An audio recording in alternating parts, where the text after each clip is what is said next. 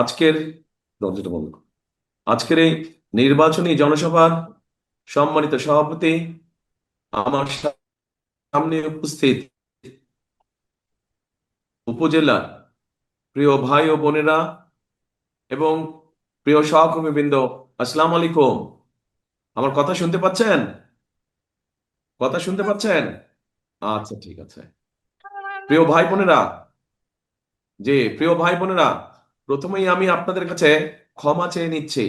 এই কারণে ক্ষমা চাইছি যে আপনাদের এখানে আমি সশরীরে আসতে পারলাম না। আমার আসার অত্যন্ত ইচ্ছা ছিল, কিন্তু এইবার নির্বাচন কমিশন নির্বাচনী নির্বাচনী যে কার্য পরিচালনা, এটার জন্য সময় এত কম দিয়েছে যে আমরা কোন দিক যাব কোন দিক যাব না সেটা খুব মুশকিল হয়ে গিয়েছে। তবে ইনশাল্লাহ আপনাদেরকে আমি কথা দিলাম, নির্বাচনের পরে ইনশাল্লাহ আমি এই নিঝুম দ্বীপে, এই হাতিয়া উপজেলায় আসব এবং আপনাদের সাথে সরাসরি আমি দেখা করব ইনশাল্লাহ। এখন প্রিয় ভাই বোনেরা, এই হাতিয়া উপজেলা প্রকৃতিগতভাবে খুব সুন্দর একটা জায়গা, কিন্তু এখানে মানুষের এবং এলাকার বহু সমস্যা আছে। এখানে মানুষ বিশুদ্ধ পানি পাচ্ছে না, এখানে স্কুল কলেজগুলো ঠিকভাবে নেই, এখানে চিকিৎসা ঠিকভাবে পাচ্ছে না মানুষ। এরকম আরো বহু সমস্যা আছে। কৃষিকাজের সমস্যা আছে, আছে না আপনাদের এখানে এই সমস্যাগুলো? এই সমস্যাগুলো আছে আপনাদের এলাকায়? আছে এই সমস্যাগুলো। এখন এই সমস্যাগুলো তো সমাধান করতে হবে। এই সমস্যার সমাধান করতে হলে সত্যিকার ভাবে একজন এমন মানুষ দরকার যে আপনাদের জন্য কাজ করবে, সত্যিকার ভাবে আপনাদের জন্য কাজ করবে। ইনশাআল্লাহ আপনারা শামীমকে যদি নির্বাচিত করেন, ধানি শীষকে নির্বাচিত করেন, ভোট দিব কিসে ধানের শীষে। বিএনপি ইনশাআল্লাহ 12 তারিখে সরকার গঠন করলে এলাকার, চুপ করতে হবে, নাহলে কথা শোনা যাবে না তো। সবাইকে বসতে হবে, ধীর স্থির হয়ে বসতে হবে সবাইকে।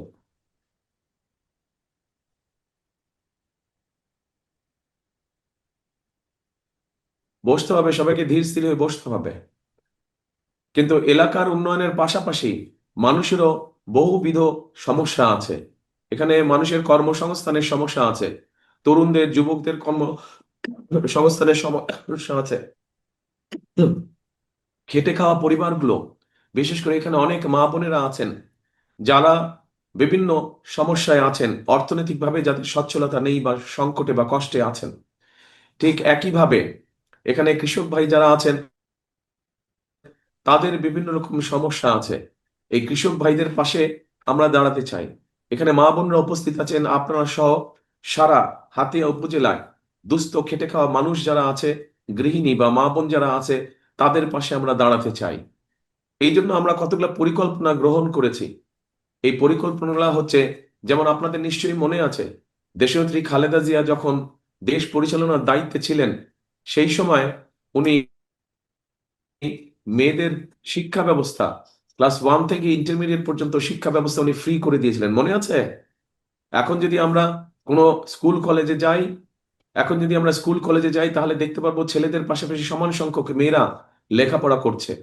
কিন্তু লেখাপড়ার পাশাপাশি এবার ইনশাল্লাহ বিএনপি সরকার গঠিত হলে লেখাপড়ার পাশাপাশি শিক্ষিত নারী যারা আছে তাদেরকে আমরা অর্থনৈতিকভাবে স্বাবলম্বী বা সচ্ছল করে গড়ে তুলতে চাই ধীরে ধীরে।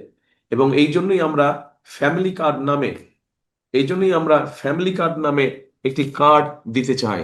এই যে এরকম একটি কার্ড আমরা ধীরে ধীরে এলাকার সকল মা বোনদের কাছে পৌঁছে দিতে চাই। আমরা এই ফ্যামিলি কার্ড, এই ফর্মে আমরা সরকারের পক্ষ থেকে একটি সহযোগিতা মা বোনদের কাছে আমরা পৌঁছে দিতে চাই। শামীম, এটা তো কৃষক কার্ড, এটা ফ্যামিলি কার্ড না, এটা কৃষক কার্ড। হ্যাঁ, এইটা হচ্ছে, অন্যটা হচ্ছে, হ্যাঁ এইটা হচ্ছে ফ্যামিলি কার্ড। এবং এটা শুধু পাবে মা বোনেরা, এটা পাবে যে সকল মায়েদের সংসার আছে, যে সকল নারীদের সংসার আছে, তারা এই কার্ডটি পাবে।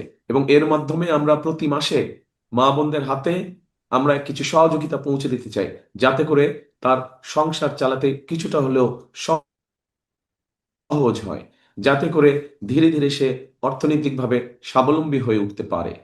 প্রিয় ভাই বোনেরা, এই এলাকায় কৃষক ভাইরা আছে, এই কৃষক ভাইদের জন্য আমরা একটি কৃষি কার্ড দিতে চাই। ওই যে দেখেন কৃষক কার্ড, এই কৃষক কার্ড আমরা দিতে চাই। এই কৃষক কার্ডের কাজটা কি হবে? সারা বাংলাদেশে আমরা বের করেছি কারা কারা ক্ষুদ্র কৃষক আছে, কারা কারা মাঝারি কৃষক আছে, কারা কারা প্রান্তিক কৃষক আছে। এই কৃষক কার্ডটা আমরা কৃষক ভাইদের হাতে দিব। কারণ কৃষক ভাইরা যদি ভালো থাকে তাহলে বাংলাদেশ ভালো থাকবে। এখন প্রিয় ভাই বোনেরা, এই কৃষক কার্ডের মাধ্যমে আমরা কৃষক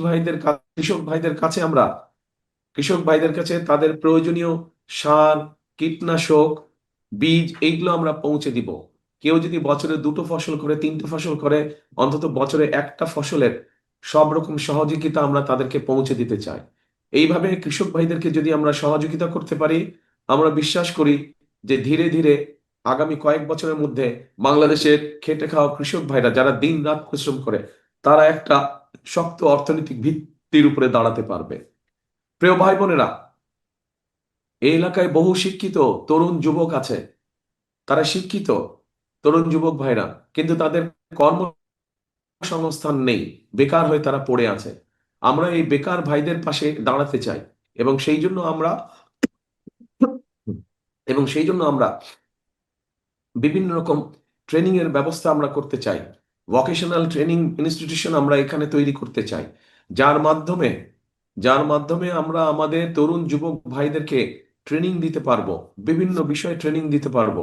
ট্রেনিং পাওয়ার ফলে সেই ভাইটি, সে দেশের ভেতরেই হোক, নিজের ব্যবসা বাণিজ্য শুরু করতে পারবে এবং তার জন্য যারা দেশের ভিতরে ক্ষুদ্র ব্যবসা বাণিজ্য শুরু করবে তাদেরকে আমরা ক্ষুদ্র ঋণের ব্যবস্থা, ব্যাংক ঋণের ব্যবস্থা আমরা তাদেরকে ইনশাল্লাহ করে দিব।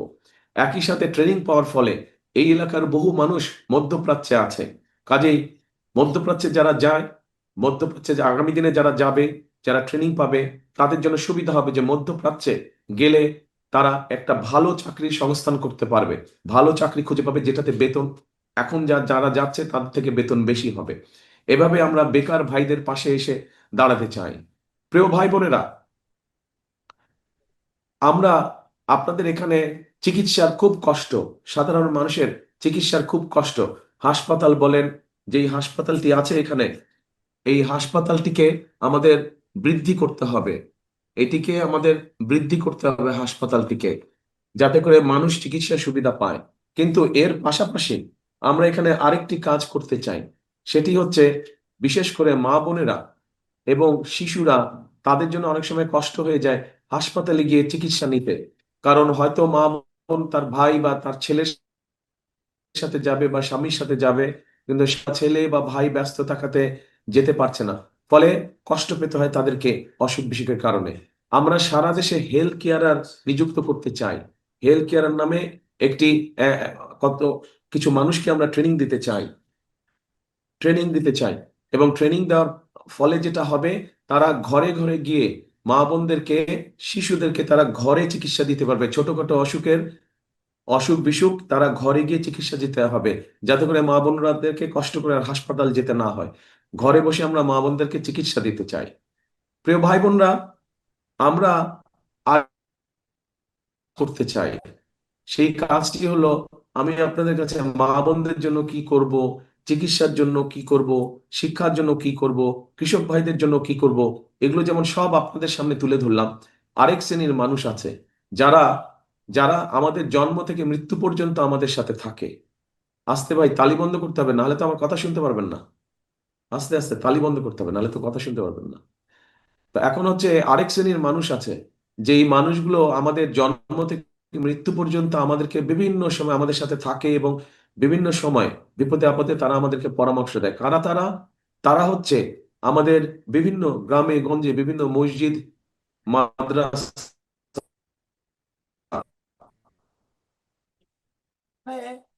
সবচেয়ে প্রধান যে যে সমস্যা, এই সমস্যা হলো নদী খতিব ভাঙন। আছে, নদী খতিব সাহেব আছে, ইমাম ভাঙন। আপনাদের প্রধান সমস্যা হচ্ছে আপনাদের প্রধান নদী ভাঙন। জানি আমি নদী ভাঙন, এটা জানি আমি। এই নদী ভাঙন তো সবচেয়ে বড় সমস্যা। এটাতে আমি হ্যাঁ,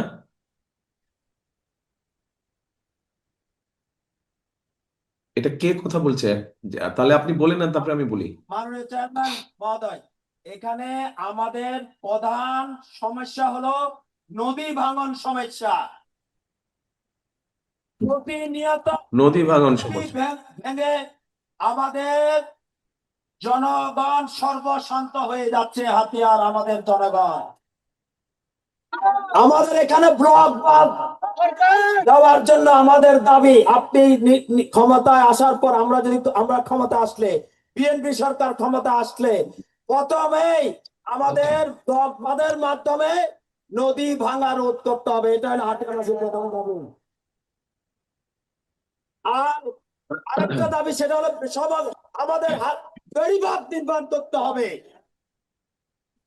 দ্বিতীয় দাবি, আপনি অনেক কথা যেগুলো বলেছেন এগুলোর সাথে হাতিয়াবাসী একমত। দ্বিতীয় দাবি হলো, এখানে নদী ভাঙার কারণে জনগণ সর্বশান্ত হয়ে গিয়েছে। অনেক জায়গায় চর জেগেছে, চর, অনেক খাদ জায়গা আছে। আমরা হাতিয়ার জনগণ চাই, আমরা ক্ষমতা আসলে যারা প্রকৃতি ভূমিহীন তাদেরকে হবে। এটা হলো হাতিয়াবাসীর মূল দাবি। এই মাঠে আমাদের দেশনেত্রী বেগম খালেদা জিয়া বক্তব্য রেখেছিলেন, আর আজকে এই মাঠে আপনি বক্তব্য রাখছেন। এই দেখেন, আপনি যেই দাবিগুলা বললেন, দেখেন আমি লিখে রেখেছি, এগুলা নিয়ে আমি কথা বলতাম। দেখেছেন, এগুলা আগেই আমার কাছে লেখা আছে। আমি জানি আপনাদের এলাকার কি কি সমস্যা।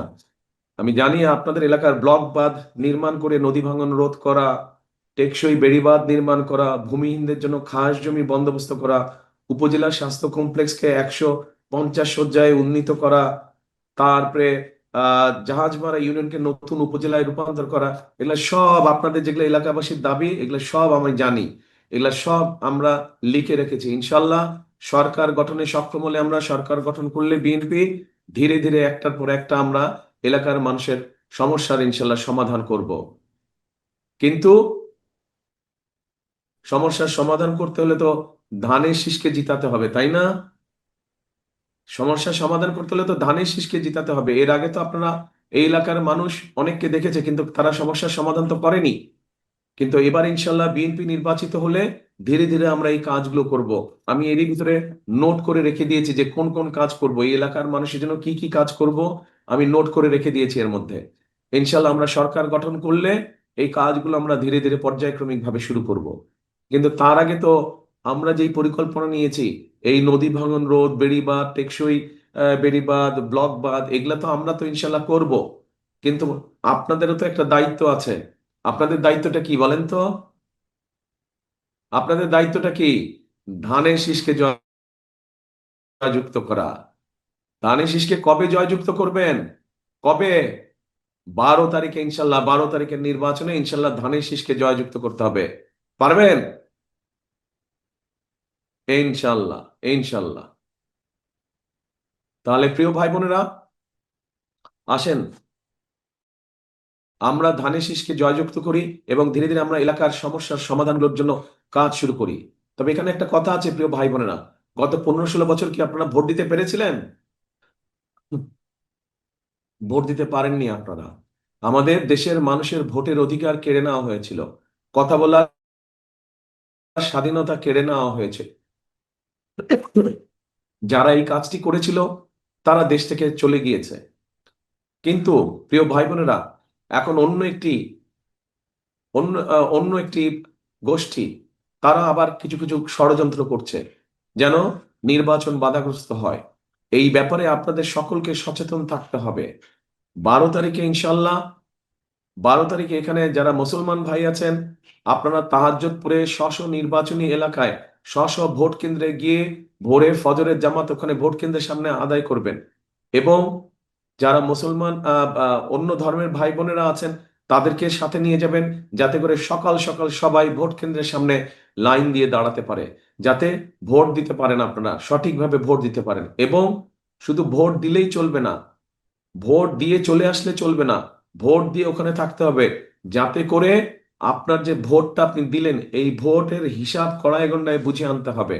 পারবেন? কি ভাই বোনেরা, পারবেন? ইনশাল্লাহ, ইনশাল্লাহ। প্রিয় ভাই বোনেরা, ইনশাল্লাহ আজকে সময়ের অভাবে আমি আপনাদের পাশে এসে দাঁড়াতে পারিনি। আগামী দিনে ইনশাল্লাহ আপনাদের সামনে আসব, যখন এই বেড়িবাঁধের নির্মাণ কাজ শুরু হবে, এই বড় বড় কাজগুলা শুরু হবে, ইনশাল্লাহ সেই সময় আপনাদের কাছে আসব, সেই সময় আপনাদের সাথে দেখা হবে এবং আপনাদের সামনে সাথে বসে কথা বলবো তখন।